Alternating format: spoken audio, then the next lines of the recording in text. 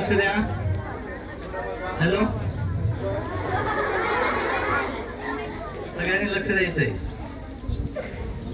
पहा, मी बी काही जास्त बोलत नाही, कारण आपल्या शाळेमध्ये आरसू सर खूप छान बोलतात, बरोबर ना?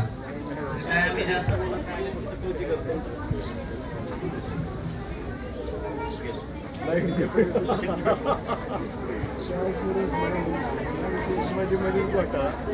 आहे का? बोला तसं काही. लक्ष द्या का सगळ्यांनी. आवाज आवाज येतोय का माझा? सगळ्यांना येतोय का आवाज? येतोय का?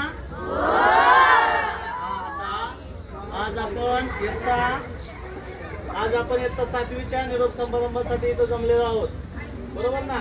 तर 6वीच्या विद्यार्थ्यांनी 7वीला निरोप द्यायचा असतो.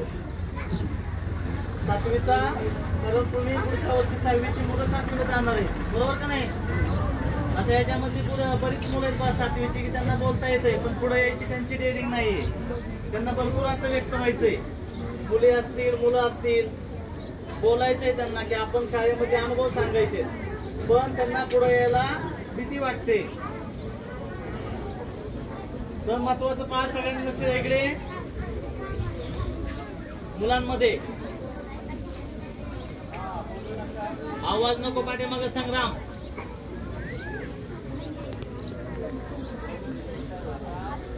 खरं तर मला इथं आलेलं आता 2 वर्ष पूर्ण होतील पा.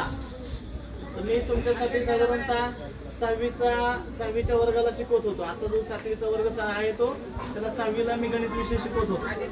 आणि गेल्या वर्षी 7वीची मुलं माझ्याकडनं गेली, बरोबर ना? म्हणजे ही दुसरी बॅच आहे मला वाटतं.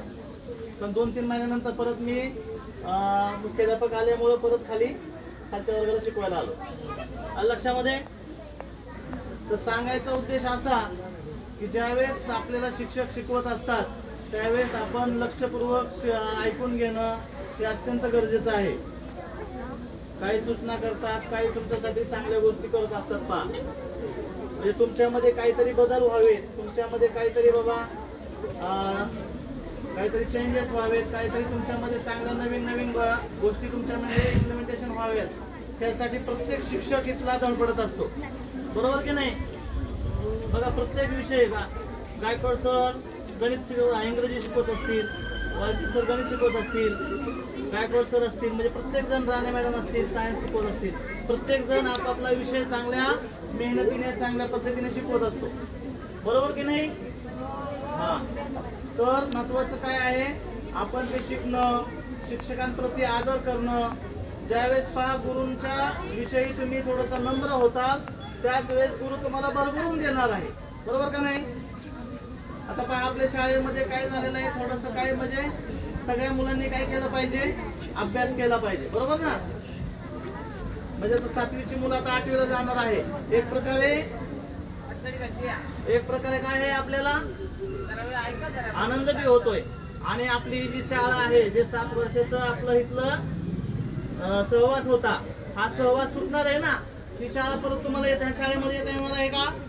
त्या शाळेमध्ये परत तुम्हाला येता येणार आहे का? नाही येता येणार. आता नवीन शाळा तुम्हाला मिळणार, त्याचा आनंद आहे. पण ज्या शाळेने आपल्याला बघा कुंभार जसा मातीला आकार देतो, त्याप्रमाणे प्रत्येक शिक्षकाने तुम्हाला तुमच्या लाईफ मध्ये, तुमच्या आतापर्यंतच्या 7वीपर्यंतच्या जीवनामध्ये तुम्हाला ज्यावेळेस पहिलीचा दिवस आठवा, तुमचे आई वडील तुम्हाला घेऊन इथं आले होते, तुम्हाला काही नव्हतं तुमच्या ब्रेन मध्ये, पण 7 वर्ष प्रत्येक शिक्षकाने तुम्हाला इथं घडवण्याचं काम केलंय, बरोबर की नाही? तुम्हाला शिस्त लावायचं काम केलेलं आहे.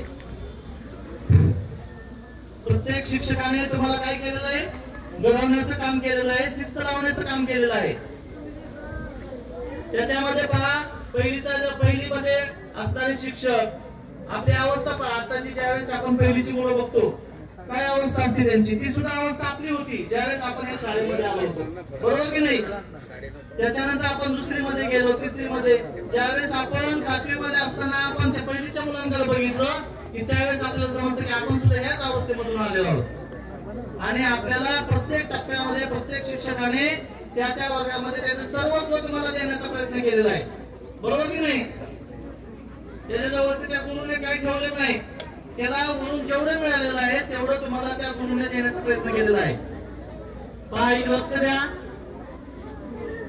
तर ते तुम्ही जास्तीत जास्त घेऊन पुढच्या 8वी मध्ये ज्यावेळेस तुम्ही जाणार आहात त्यावेळेस आपल्या शाळेचं नाव कसं वाढेल, आपल्या शाळेचा लौकिक कसा वाढेल, त्या दृष्टीने सगळ्यांनी काम केलं पाहिजे. बरोबर की नाही? अभ्यास केला पाहिजे. कुठे आपले शिक्षक दिसले तर त्यांना प्रणाम केला पाहिजे.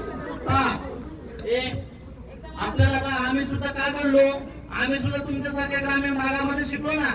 आम्ही का शहरामध्ये नाही शिकलो, ग्रामीण भागामध्ये. आम्ही ज्यावेळेस लहान होतो त्यावेळेस आमचे सर असे राजदूत गाडी घेऊन आले ना, आमची ट्रेनिंग नव्हती पुढे जायची त्यांच्या, म्हणजे आम्ही लगेच पळायचो चला, म्हणजे एवढा आदर होता त्यांचा, एवढा दाराला होता, एवढी भीती होती. त्यांनी आम्हाला चांगलं शिकवलं म्हणून आम्ही शिक्षक म्हणून तुमच्या समोर आलो ना. बरोबर की नाही? जर त्यांनी आम्हाला चांगलं शिकवलं नसतं तर आम्ही तुम्हाला शिकवायला आलो असतो का इथं? पहा, म्हणजे शिक्षक होण्याचा किंवा चांगलं लाईफ देण्यामध्ये गुरूंचा फार मोठा हात असतो. आई वडील जन्म देतात, बरोबर की नाही? पण तुम्हाला जे नॉलेज देण्याचं काम जे आहे हे शिक्षक देत असतात. त्याच्यामुळे शिक्षकांचा आदर ठेवा. शिक्षकांप्रती आदर असणं हे अतिशय महत्वाचं आहे. एखादी गोष्ट शिक्षक तुमच्या भल्यासाठी करत असतो, तुमच्या चांगल्यासाठी करत असतो, तर त्याचा सरांचा काय उद्देश होता, सरांनी कुठल्या गोष्टीसाठी आपल्याला चांगलं सांगितलं, तर हे गोष्टी आपण महत्वाच्या आहेत. पाठीमागं खूप काल करता येईल. सातवीच्या विद्यार्थ्यांना सांगायचा हाच उद्देश आहे की ज्यावेळेस आपल्या सातवीच्या मुलांना 6वीच्या मुलांना बऱ्यापैकी समजतं चांगल्या गोष्टी कुठल्या, वाईट गोष्टी कुठल्या, काय केलं पाहिजे, काय नाही केलं पाहिजे. तर ह्या गोष्टींचा ज्यावेळेस आपण काय करू, स्वतःच्या जीवनामध्ये त्याचा हे करू, स्वतःच्या जीवनामध्ये थोडस त्यामध्ये बदल करण्याचा प्रयत्न केला तर तुम्ही जास्तीत जास्त पुढे जातात. यातील 7वीतल्या विद्यार्थ्यांपैकी आमची काय अशी गुरूंची काय अपेक्षा असते की आमचा विद्यार्थी IAS व्हावा, IPS व्हावा, एखादा PSI व्हावा, कलेक्टर व्हावा, चांगल्या पदावर इंजिनियर व्हावा, डॉक्टर व्हावा.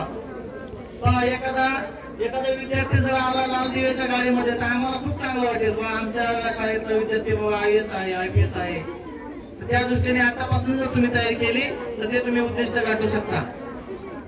जाता जाता शेवटी एवढंच सांगेल की शिक्षकांनी दिलेलं नॉलेज तुम्ही जास्तीत जास्त घ्या, जास्तीत जास्त अभ्यास करा, घरच्यांचा आदर करा, मोठ्यांचा आदर करा आणि आयुष्यामध्ये शिस्त पहा. बस एवढं सांगतो आणि माझे 2 शब्द संपवतो. जय हिंद, जय महाराष्ट्र.